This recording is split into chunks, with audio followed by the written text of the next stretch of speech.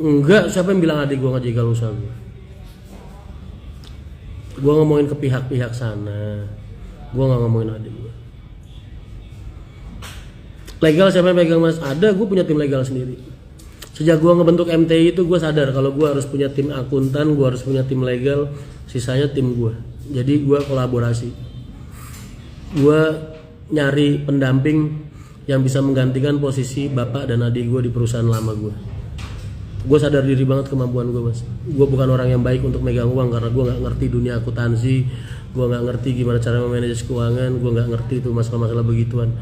Begitu juga tim legal, gue nggak ngerti masalah hukum-hukum yang lain-lain lah dan sebagainya. Notaris, akte, perjanjian apa nggak paham gue. Paham gue cuman nyari duit, operasional, udah.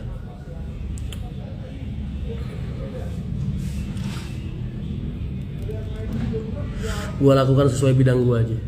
Dan alhamdulillah gue punya teman-teman yang bisa menggantikan posisi di perusahaan ya, bapak dan adik gue. Karena di Agus sama Pak Haji itu orang yang sangat luar biasa mas dalam bidang mereka selama ini. Susah pasti nyari yang seperti mereka lah. Tapi insya Allah gue dapat orang-orang yang bisa gue percaya buat ngisi kekosongan itu gitu. Parwis minimal 2 bis juga bisa. Si Agung sama Solikan masih mau gabung ke ASO mas. Udahlah mas, nggak usah ngomongin orang-orang sono. Kita fokus aja sama usaha kalian.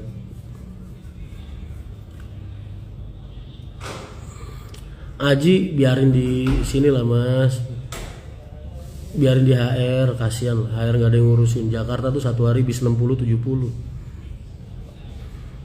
Sini masih perusahaan kecil, masih bisa gue handle semuanya sendiri lah untuk operasional dan lapangan. Sama aja kayak gue dulu awal-awal di HR, lapangan, operasional, semua gue semua. Ntar kalau udah mulai banyak, baru kalau gue udah mulai kewalahan, gue ngelatih orang, narik satu orang gue latih, satu orang gue latih. Begitu sistem gue dari dulu.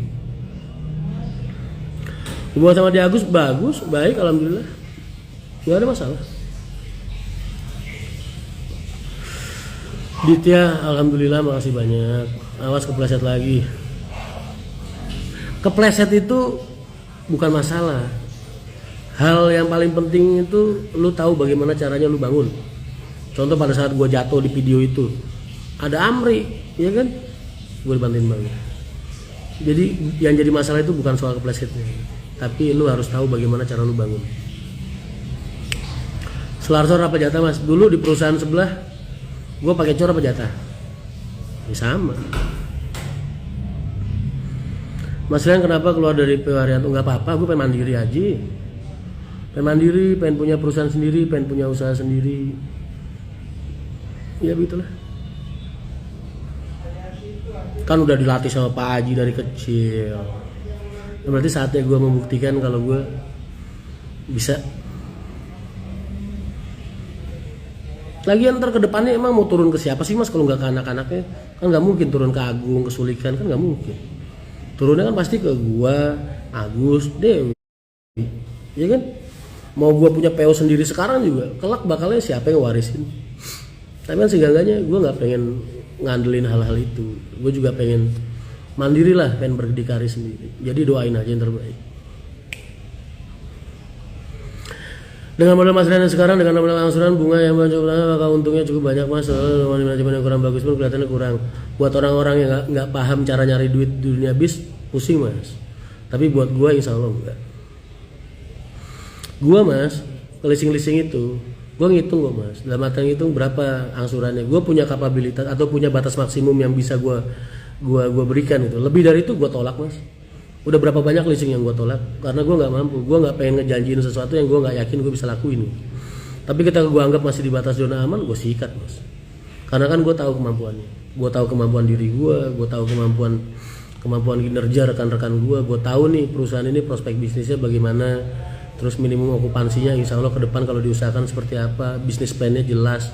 Jadi gue rasa gue udah bisa matokin, oh ya ini batas maksimal yang bisa gue lakukan. Batas maksimalnya jangan diterjang mas. Jangan, itu namanya lu jualan kecap. Lu ngejual ekspektasi berarti. Nggak, gua hajar pakai batas minimum. Jadi kalau aman di batas minimum, berarti ya it's fine. Toh nggak ada ruginya mas. Satu, lu beli bis kan beda sama lu bisnis makanan. Kalau bisnis makanan lu modal makanannya busuk buang, bis kan enggak mas. Lu modal nih beli bis, ya kan? Terus suatu saat bis lu nggak jalan, terus bis lu jual, duit lu balik nggak? Balik mas. Tuh enaknya begitu. Mas nanti bisa dibantu Pak Haji dropping. Gue nggak perlu dibantu mas. Gue juga nggak minta bantuan, nggak ngarepin bantuan. Gue doa gue cuma satu mas. Gue nggak dianggap musuh, itu aja.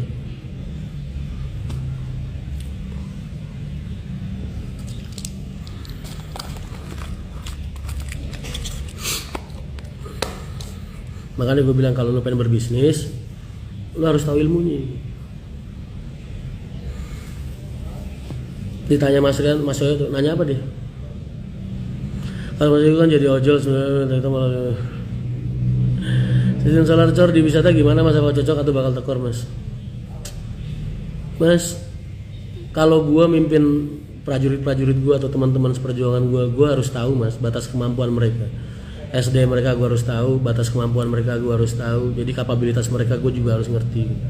Jadi hal-hal kayak solar dan lain sebagainya, insya Allah lah. Yang baik buat mereka, baik buat gue, itu yang gue ambil. Tetapi ada penyusutan mas, memang ada penyusutan. Memang ada penyusutan mas, iya. Tapi kan ada pendapatan. Sekarang lu beli nih bis, harga 2M misalnya. 5 tahun ke depan jadi 1,5 M. Tapi dalam 5 tahun ke depan berapa banyak uang yang udah lu dapat? Terus sudah berapa banyak berkembangnya dari hasil modal uang yang lu dapat? Penyusutan tetap dihitung. Lu pikir orang-orang kayak gue nggak ngitung penyusutan mas? Ngitung. Jadi hal-hal kayak gitu udah gue hitung.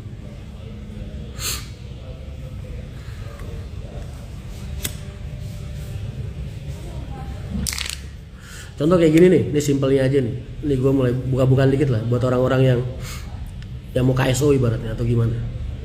Gue cuma butuh unit, terserah lu mau nyari unit yang tahun berapa. Anggaplah lu modal DP 500 juta. Angsuran sebulan 30 juta, kita bayar. Terus lu modal 500 juta, inget-inget ya. Terus operasional dan lain-lain, sisa bersih kita bagi 2 misal. Terus lu masih dapat lah mungkin 10 atau 15 atau 5 mungkin. Bikinlah rata-rata 10 per bulan bersih. 4 tahun lunas, berarti dalam waktu 48 bulan modal 500 juta lu itu, lu punya bis yang tadinya harganya ketika lu beli 1,6 menyusut jadi 1,2 kurang lebih. Berarti pada saat itu kalau kita bagi 2 semua dalam 500 juta, 4 tahun ke depan lu punya duit cash dari hasil bulanan 480 juta kurang lebih. Terus lu masih punya aset value senilai 1,2 M.